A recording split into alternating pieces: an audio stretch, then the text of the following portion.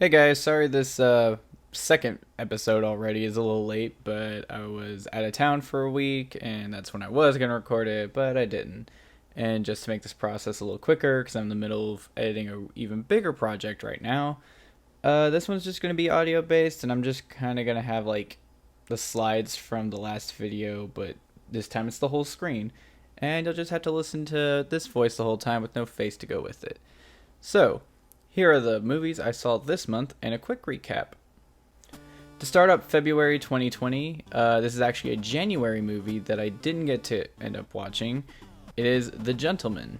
The Gentleman is Guy Ritchie's latest film, and although I haven't been a fan of his last few movies, I could say I actually really enjoyed this one. You have a cast that's giving good performances, quippy dialogue, fast-paced action, and a pretty interesting way to tell its narrative. It's worth a watch. I will say I was kind of confused on what was supposed to be going on for a bit in the beginning. I'm not sure how much of that was on purpose. I understand if you want to let your audience know there's a lot of moving parts going on, but I think it could have been handled a little better, but it's something you can't figure out while the movie is still unfolding. No real negatives that stood out to me besides that, so obviously I give this movie a big recommendation, and hopefully Guy Ritchie stays on track and gives us more quality action flicks like this.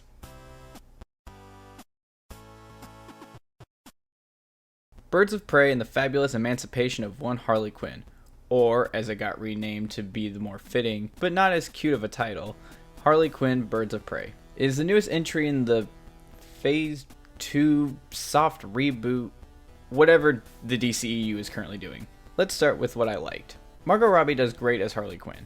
The action is energetic with some gnarly stunts and melee uses. The direction is really well done, breathing a lot of life and color into each scene. So thank you, Kathy Yan. On top of that, the movie seems to understand what it is and gives us the Harley Quinn Suicide Squad was lacking. I do, however, have some issues with it. For one, the plot is pretty played out. It's not incredibly investing, and upon a second viewing, I realized the movie only kept my attention with its action and more visual directing choices. Secondly, besides Harley Quinn, all the other characters are extremely lacking. You have Renee Montoya, the cop who, although the movie jokes about sounds like an 80s cop movie cliche, that doesn't make her any less annoying to listen to. Then there's Black Canary, whose backstory is just kind of brought up in one scene. She kicks some dudes in the head, uses her canary cry one time, passes out, and again, there's just not much to her. Cassandra Cain is a teenage pickpocket, and well, that's about it. And then Huntress, who's also there. I understand that it's obviously a Harley Quinn movie, but the title is Birds of Prey, so you'd think they'd be seen as just as important, or at least try to be given the same depth. There's also the villain Black Mask, played by Ewan McGregor, who is clearly having a lot of fun with this, but again, his character is just crazy. Nothing wrong with a crazy villain, they can be just as entertaining as sympathetic ones, but his whole thing is just, he's crazy.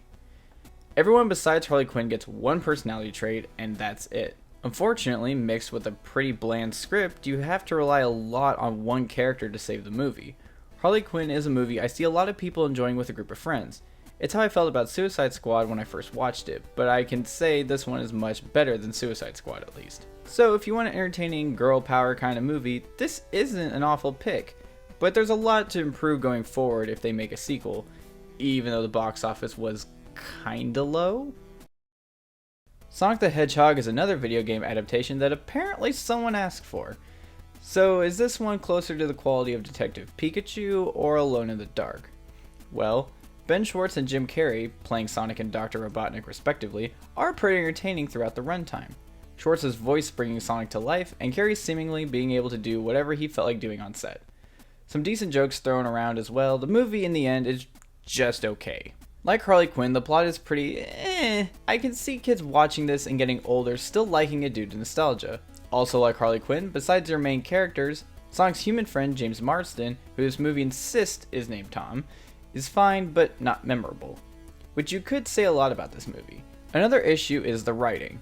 Because there are plenty of moments that have to happen, because if you did the smart thing, the movie would be over in 2 minutes. And sure, I'm fine with movie logic. You have to put physics and things aside once in a while as long as it's not just plain ridiculous. But the movie just kind of forgets things it set up earlier. Like all Sonic really would have to do is run up a building, but he just doesn't because the movie ignores that he's clearly fast enough to do that. Or that he doesn't know how to get to San Francisco, so Tom has to drive him there. But couldn't he just find a map or something? He ran from Montana to the Pacific Ocean in like 5 seconds, but he can't just do a few laps around until he finds some signs in a couple of minutes? Again, I know it's a kids movie, so entertainment is a little more important than full logical accuracy, but I mean, just don't put yourself in that situation. The comedy overall is hit or miss for me, sometimes genuinely getting a good chuckle out of me, but other times almost eye-rolling. I can't fully put it in the bad category, because it did keep my attention the whole time, even if it was getting overly cliched and contrived. But I say only watch it if you've been really interested in it, or have some kids that love these kind of movies.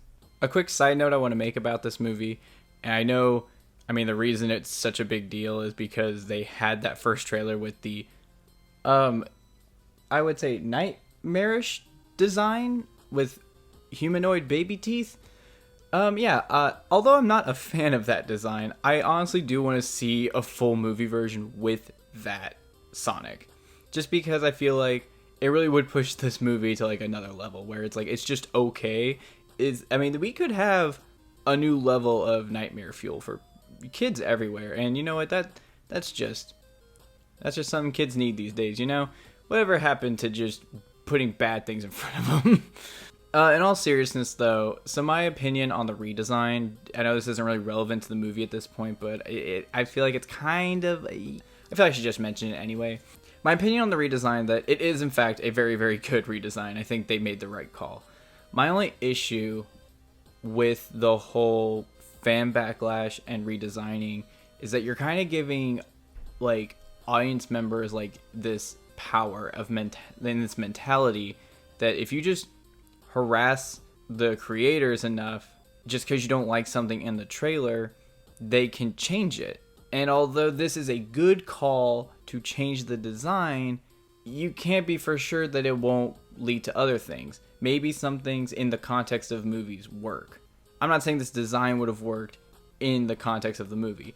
I am saying though that you are potentially opening the floodgates for online harassment for directors and visual graphics designers and stuff like that. It's not a guarantee that this will happen like this again. Cats had backlash too. They didn't really fix the designs. I think like they updated them. That's why I heard. I only saw the movie like in early January, so I can't confirm when the update happened because I didn't see before and after, and I'm not going to. And although that's kind of interesting that we live in this kind of age where we can do that now, I don't know how I feel about people complaining online about a design for something for a movie they still technically haven't really seen. They just seen what it looks like in this trailer. It might look better, but I don't know. It's not much to go off on because we just don't have enough examples. I'm in a mixed bag of it. Sonic was a good call, but I can see in the future that smaller problems without the context of the full movie, we might have another situation like this, but who knows? It might be for the best. I don't think so. I think you sometimes should just let the creators do what they do. However, I will allow Sonic as the exception. Fantasy Island is apparently a horror reimagining of the 70s, 80s TV show that I didn't connect the dots to until my friend told me.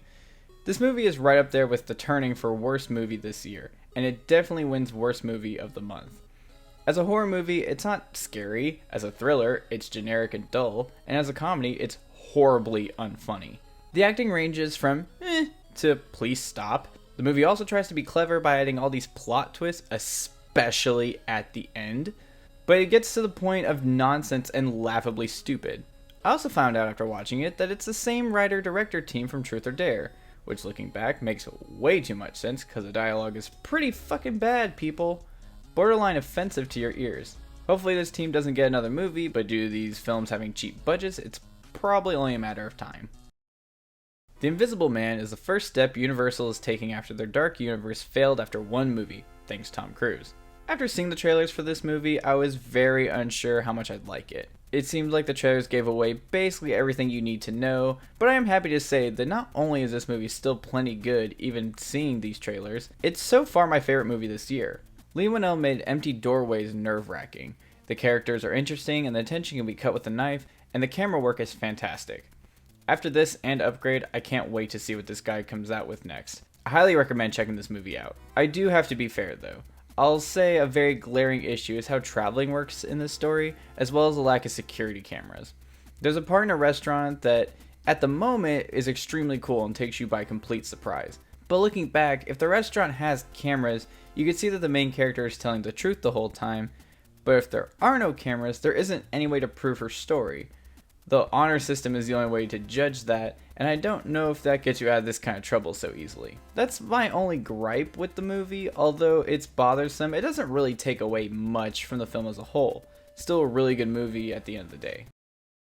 This was a much quicker video than last time, and that's just so I can kind of get through. I can still upload it and let you guys know what I think. So I will try to go back to how the first setup was for next month. I should be able to get it done, and hopefully this video project that I'm also working on, I'll be able to get to you guys maybe next week, if not 2 weeks at the most. So I will see you next time.